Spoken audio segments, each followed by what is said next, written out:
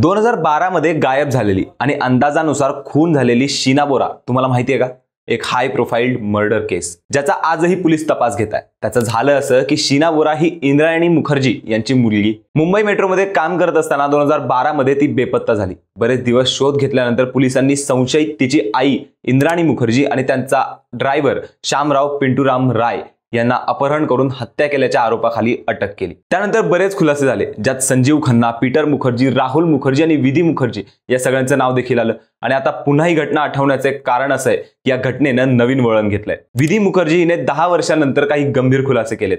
तिच्या म्हणण्याप्रमाणे तिच्या नावावर सीबीआयने खोटे जबाब नोंदवले आणि त्यामुळे ही केस आणखी एक चर्चेचा विषय बनली आहे। पोलिसांनी चौकशी केली त्यावेळेस ती एकटी नव्हती। तिचे वडील पीटर मुखर्जी, बहीण शिंगोनदास गुप्ता आणि मुलगा रॉबिन मुखर्जी देखील तिथे होते। पोलिसांनी सांगितलं की विधी ही संजीव खन्नांची मुलगी आहे। तिने राहुल, पीटर आणि रॉबिन मुखर्जी यांच्यावर त्यांच्या आईची मालमत्ता हडप केल्याचा आरोप केलाय आणि तिची आई विरुद्ध म्हणजेच इंद्राणी विरुद्ध तिला जबाब देण्यासाठी दबाव आणला गेला होता असं तिने पोलीस कस्टडीमध्ये सांगितलंय। ही केस काय वळण घेईल हे बघण्यासाठी सगळेच उत्सुक आहेत।